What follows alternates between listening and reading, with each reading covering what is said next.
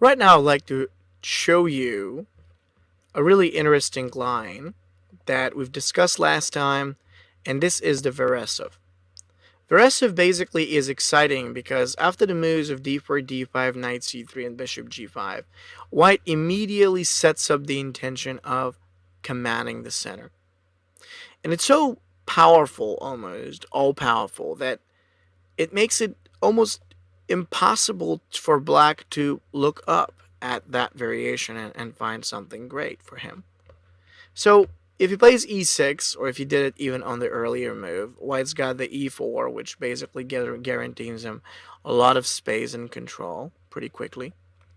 Or if he doesn't move like, anything else, white would still play like that. So this is very, very important. So now Grandmaster Donchenko decided to play with c5 versus Hachian, and it was a very reasonable move. Like, why not? Let's just push up open and try to counter white's position. Made sense. So what comes out next in this position? Well, after that was done, essentially white played d takes the c5. Very strong, beautiful move. Now, how can you evaluate? How can you determine if you want to open up the position in such cases?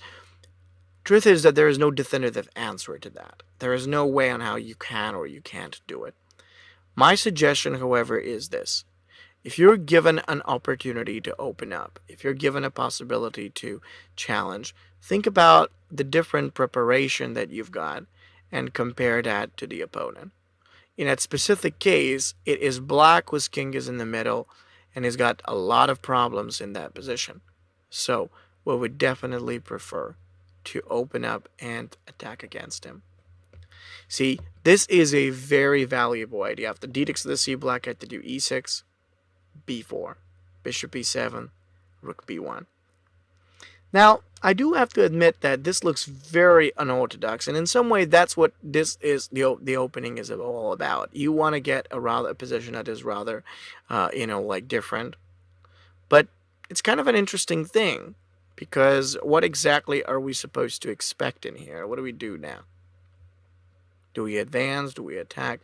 What's the right way to go? Good question. Basically, what happened in this moment is that as soon as black played a5 and then white did the move pawn to the a3, black chose and he picked up to make the move of pawn to b6. Logically, he wanted to counter and take advantage in this position from what white did. So it makes great sense. Why not? Now, the thing about Veresov that makes it so special and interesting, more specifically, was the idea that as black came over to play this line, he relies on nothing else but the good and, more probably we could say, more powerful development of each of his pieces. And that kind of development exactly allows him after b6 to play c6, drive the knight away, and then continue with b5, thereby turning a strong passed pawn inside black's position. Now, this is not going to come free. We're going to have to sacrifice the pawn on a3 and possibly a few other problems just like that. A few other things like that. But don't you worry. In the longer run, we're okay. We're good to go. Just let him to take that pawn on a3 or whatever he wants. And then we're going to really shoot to threaten, to attack. Bishop takes a3. e4 opens. Now black's got to do bishop b4. Bishop d2. D takes to the e, knight a4. Now this looks like a very different type of idea that white plays off of. I mean, just like all these tactics, like the first question that comes to your mind is, okay, Valeri, isn't that way too early? I mean, why am I supposed to go on with tactics of this kind? But that's the exciting part, because up here, you've got to think about tactics or threats, and then just like, because of that type of position, because of the different type of possibilities, white is being very successful. So what comes out next?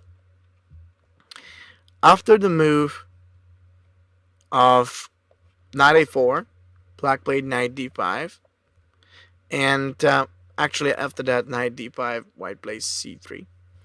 A great idea of such positions is the chance to restrict the opponent, and you can do that by pushing down or making some of his best or more advanced pieces to actually go away.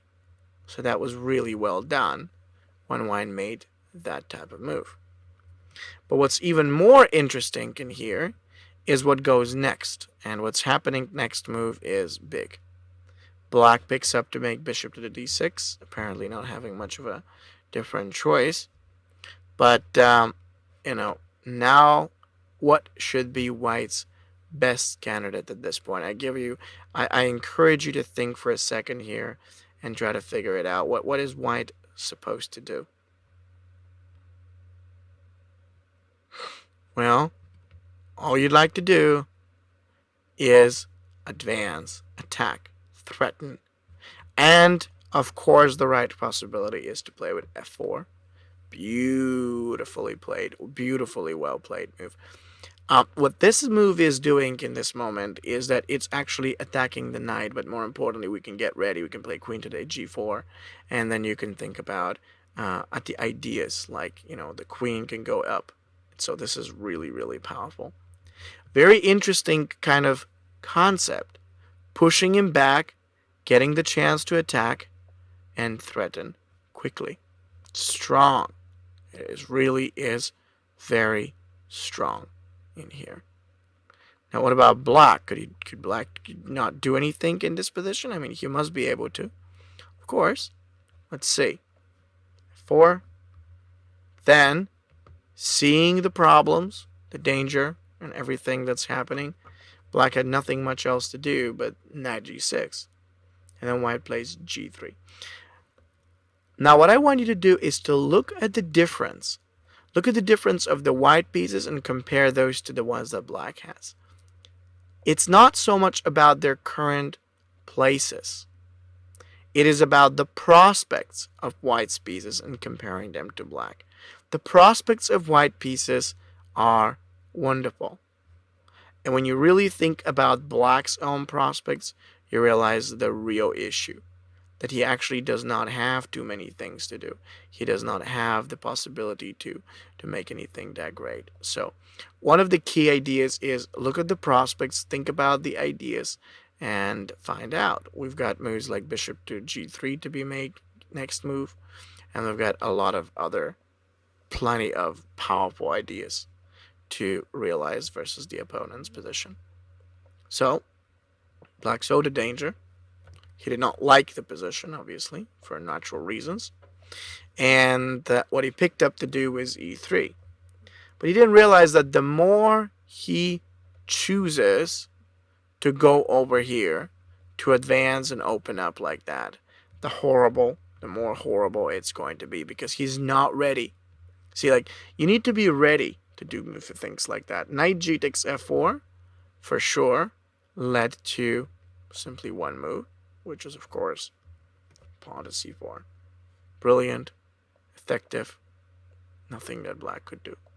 Not at least at this point. It was great. I really love variations of that kind, but the reason why I really love them is because they're efficient. Now, again, we could say that maybe black's actually having an attack. He's getting his pieces. Maybe he does. But maybe he doesn't. Maybe just happens that this whole thing was a great provocation to make him start first. It looks like we started first, but it turns out really that he starts first, and he did it very quickly. Now with the king on the e2, we've got the attack against the d5 and the pressure of the d6 without giving him any chance to do anything else. And, so the king takes the e, castles, take, king, rook b3, h3 followed, bishop f4, and after a couple of the moves of knight x to the d5, we can understand that not just the knight but every other piece is perfectly involved to create big threats. Rook takes f8, queen d8, c7. It's wonderful. So overall, I really dig this game. I think it was a good game. I think White did a wonderful position, and he had everything right. The problem, however, is that Black started first. And so if you're playing this opening, consider the idea that all the actions that start in a way, you're okay with them. Because him beginning and you countering, that is the real deal. That is the thing that will make the game work. Now, I just stopped to think about one concept. Now, I know that sometimes friends ask me, Valeri, what if Black doesn't do this, but he plays h6? That was one of the latest questions that I've had about the similar opening. Then there's the g5 move. And then there's, of course, the idea of bishop g7. So I get that often. So what I need to tell you is that if you ever encounter this kind of line, remember that the weaknesses that Black has already created on his own king side are much more and many more than anything else on the other side. So it's basically for you, it is all going to be about one thing. Queen to the d2. And when Black plays short castles, you can play long side castles. Now, you could actually get to see the danger of this whole thing happening. The major problem being is that shortly after that, we're going to have the opportunity of picking up the move of h4. We're going to be able to play very quickly with the g takes h, rook takes h. The pawn on g5 is going to hang. I mean, it's a disaster coming and waiting to happen. Now, very interestingly to this, I want to show you one other line that you might find incredibly useful to play. Now, it's very similar to this one, but I want to expand a little bit your knowledge and show you something that impressed me quite a bit when I studied it. This is called the Valeri Attack. And the Valeri Attack is a great way on how you could bury a pretty strong opponent. It's really beautiful. And seeing how even some of the best or biggest grandmasters have been caught on that is just, it's incredible. So what is the Valeri Attack actually? How does it work and what does it really do? Let me show you a couple of very nice examples on how it works. First of all, we're going to see a game that was played by a very strong grandmaster, Mark Hebden, and devote Pira. That was the white player. Now this game, when I saw it for first, I couldn't believe what I've seen.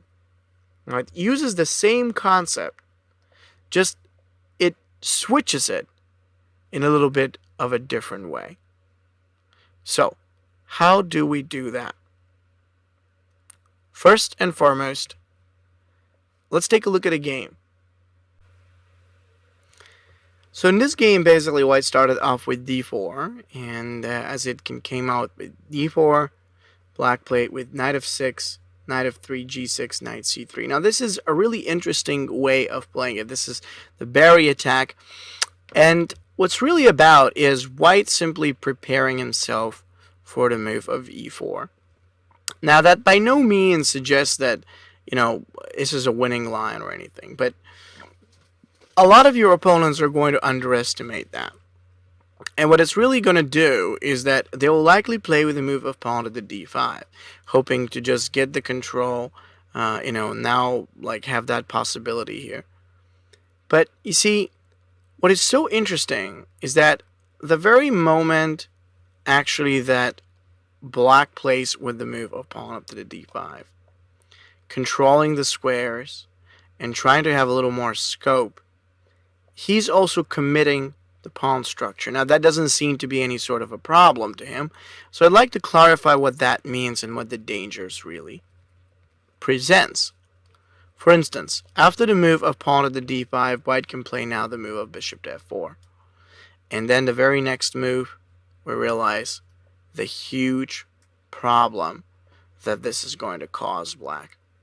There's no easy way to put this. You need to see it. And so here is how it works. Black plays bishop g7, e3, short castles. I mean, truth be told, there seems to be no problem at all for black. I mean, he's developing, he's castling, he's making things simple. That seems to be doing the job for him. And why not? It's supposed to do all this. So what's really happening, however, at the same time is that white plays bishop e2. And now you'd see that very secretly, I wouldn't say so secret, but in a very secretive way, white is at the same time getting the opportunity to build and actually focus his attention on the king side play. So for example, the bishop e2, black played with the move of pawn to the c5, and then after the move of pawn to the c5, white plays alongside knight e5. This is a great idea because not just the fact that the knight is going to step up greatly, but now white's intending to plan ahead for h4 plus h5.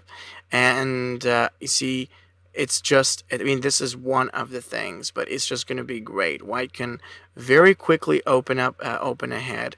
He could consider following attack out there, and so just we could actually realize that there is going to be a brilliant just brilliant setup. We've got h takes to the g that can follow up out there against the opponent. We can have other tactical resources. It's really just a matter of a couple of moves, but it's brilliant couple of moves. Once we do them, things are going to be perfect. So what's coming up next? Well, black plays b6 here in order to simply line up for bishop to the b7. It makes a lot of sense to do it this way, so let's go for it, he says. And now it's a big question because white has to decide properly what to do. The right move, h4. This looks like a really cheap tactic. It doesn't look at all prepared, and it doesn't look like it's going to really give white anything but trouble. And yet that is the best move that can come out of this position. Why?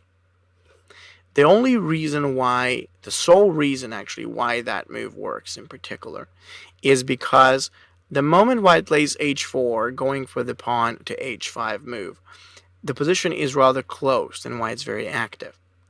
Those two features guarantee him a very successful sequence that's going to help white to follow up, attack, and really manage many different type of threats against the black king side.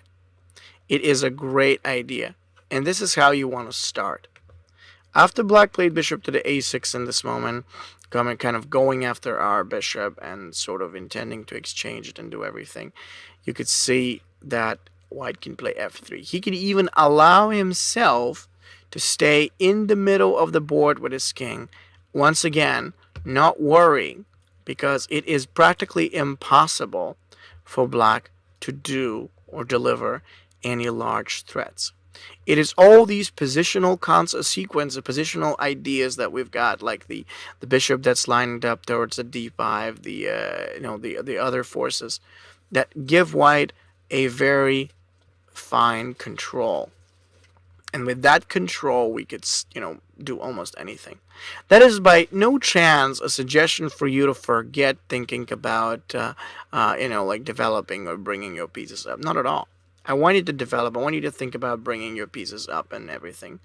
But the key is, let's gradually step forward. And after bishop f3, bishop b7, h5, there's an exchange.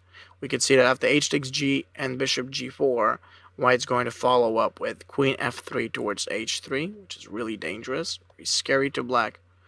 And that's perfect. Of course, black plays f takes g, hoping that maybe this is going to help him to solidify. And in some way, that was actually true. The problem of this being, though, is that now white's got the move of, bishop g4. And it looked like there was not even a single chance for black to fight down those pieces of white. Now, this looks like the first time when I looked at it, I was like, okay, this is a sugar-coated variation of an attack that's not supposed to work. But keep in mind, black was 2460. He was a grandmaster who wrote many, many books. I believe he wasn't prepared against it. He probably has heard about that opening. He didn't have a clear knowledge. I mean, I didn't until the first time when I saw it. And I saw it by accident. I didn't know how amazing a simple sequence of that kind could be. And it could be brilliant. The whole thing here is really based in that idea. Let's open the pieces and let's get them on the king side. I was deeply impressed by this game and the flow that every single one of the white pieces had going to challenge and attack against the black king. The queen then comes down to h3, forcing the black knight to step back on the f8 square. But then, as is forced back on a very passive, very bad position, white can simply continue his attack with a move like g4. It's a great move. Now we've got another type of attack against the knight, against the rook. He's got to go. And if he plays rook takes f4 is actually what he decided to do. But if you really think about it, there isn't all that much that black could do. Most of his own pieces are already horrible, so it makes it easy for white to practically justify those type of actions. If rook f6 comes out, then there's bishop h6 capture, and then we realize after that take, all that white has got to do is just to make sure that he plays with he just goes on with queen takes h6. There's g5 that can follow. There's an attack against the h6. It's a disaster. It's really a big following disaster to black. It's horrible. See, I think that it was that's the thing that black realized, and he decided, okay, let's sacrifice. But he didn't realize that by sacrificing, he's going to get himself into an even bigger trouble for the simple reason that now, as opposed to just pressure by white, there is the worst possible thing that a player should never allow, a long-term advantage by the opponent. So what now white has is a long-term advantage. He's won the exchange. He's keeping up the extra pressure out there versus a black king. And this whole thing is going to just get real nasty as the position progresses. It's beautiful and it's brilliant all the way. So what's coming up now, in this position? Well, actually right after that, apparently black's got a lot of trouble. So what he decided to do, very interestingly, was the move of, okay, rook takes f, pawn takes f, pawn takes to the d4. But then after pawn takes to the d4, white can do knight e2. g5, queen to h5. It's a wonderful idea. It keeps hitting black on the g5 and h7. And it's like really leaving us with a great advantage. Queen d6 is strong, but it just does not work in this type of position because next move, white plays queen f7, king h8, and long side castling. We've got the h line put under pressure because of the white rook. I've got the queen on f7 that is being absolutely terrific, and we've got most of black's own pieces totally separate. It's not so much about whether they're good or bad or how they look. It's just the fact that they're separate. And that means he cannot do anything with them. g7, h7, the knight on f8, almost every single force that black has is now totally on the downside, doing a whole lot of nothing. This is beautiful. Bishop takes to e5, f takes to the e5, knight takes d4. Now, it's just obviously it doesn't have much of a relation to the opening. But I loved it. That was really one of the most interesting ways of how an opening could become so successful in such a short amount of time. Now, you may be wondering, okay, but Valeri, this is a 2400. How about top GM? Somebody like Michael Adams, for example, or Veselin Topolov. And you will be amazed to know that even they got tricked and lost versus this opening. How did they get tricked? Well, let's have a look. In the game between Khalifman and Michael Adams, white basically played the same setup. Now, you may be actually saying, Valeri, this type of variation is not, line. But truth is, if people play the knight f6 against you in this way, you will likely knight f3, g6. You'll likely end up with the same system if black plays d5. So it's like if he plays d5, you have this line. If he doesn't, then you can play e4. Now, the reason why I'm showing you this is because I want to show you one interesting idea. With a transposition, you get to that position, where ultimately it is about one thing. immediately setting up an attack and challenging black on king's side, like really fast, really quick. If you get to that point, what is so incredible, what's so instructive here is really the speed. Just like literally every single move now is going to come up with an actual threat or a real attack, and black is going to have a big problem. For instance, f3 now follows. It forces the black bishop to move out of the way, so it's got to go there. It's got to go away. And then once it goes away, this is where it gets really funny, because once the black bishop has moved, now I can play h4 and even g4. You could just see the incredible value of that type of move that comes in with this. Let's open the position and let's give ourselves the shot to attack.